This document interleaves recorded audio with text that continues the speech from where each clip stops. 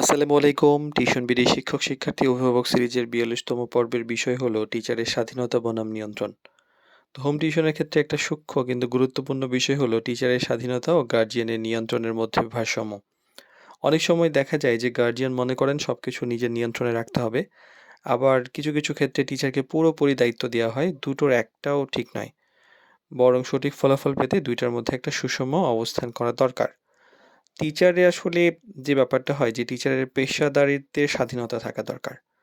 একজন টিচার তার অভিজ্ঞতা জ্ঞানের ভিত্তিতে পড়াশোনার একটা পদ্ধতি তৈরি করেন। কিন্তু যদি তাকে প্রতিনিয়ত নির্দেশনা এবং নিয়ন্ত্রণ করা হয় তাহলে স্বাভাবিক পড়ানোর যে স্টাইল সেটা বাধাগ্রস্ত হয়, সৃজনশীলতা কমে যায় এবং ক্লাসের ধারাবাহিকতা নষ্ট হয়ে যায়। তাই টিচারকে একটা নির্দিষ্ট স্বাধীনতা দেওয়া দরকার। কিন্তু সম্পূর্ণ ছেড়ে দেওয়া ঠিক নয়। অন্যদিকে গার্ডিয়ান যদি একবারেই কোনো খোঁজ খবর না নেন, টিচারের অগ্রগতি কিন্তু বোঝা যায় না। সমস্যা থাকলেও ধরা পড়ে না। তাই একটা নিয়ন্ত্রিত মনিটরিং থাকা দরকার। তো গাইডলাইন দেওয়া দরকার কিন্তু মাইক্রো ম্যানেজমেন্ট নয়। হয় কি যে টিচারের ক্ষেত্রে গার্ডিয়ানের উচিত যে একটা নির্দিষ্ট লক্ষ্য নির্ধারণ করা, প্রয়োজনীয় তথ্য দিয়ে সহযোগিতা করা, অগ্রগতি সম্পর্কে জানতে চাওয়া।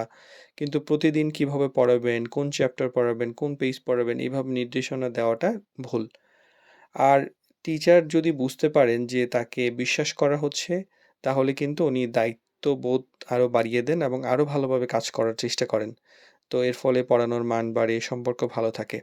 আর যদি কোনো সমস্যা হয়ে যায় তাহলে অবশ্যই সমাধান করে ঠিক করুন। ভদ্রভাবে আলোচনা করুন, জিজ্ঞাসা করুন। হঠাৎ করে কোনো নিয়ন্ত্রণ বা সিদ্ধান্ত নেওয়াটা সমস্যা আরো বাড়িয়ে দেয়। তাই টিচারের স্বাধীনতা এবং গার্ডিয়ানের নিয়ন্ত্রণ দুটোই গুরুত্বপূর্ণ কিন্তু একপাক্ষিক হলে বড় সমস্যা হয়। সঠিক ভারসাম্য থাকতে টিচার স্বাচ্ছন্দ্য পড়াতে পারেন, গার্ডিয়ান নিশ্চিন্ত থাকতে পারেন এবং শিক্ষার্থী সর্বোচ্চ উপকার পায়। তাই এটা আমাদের খেয়াল রাখা উচিত যে অতিরিক্ত নিয়ন্ত্রণ নয় বরং বিশ্বাস এবং সঠিক গাইডলাইনই সফল টিউশনের মূল চাবিকাঠি।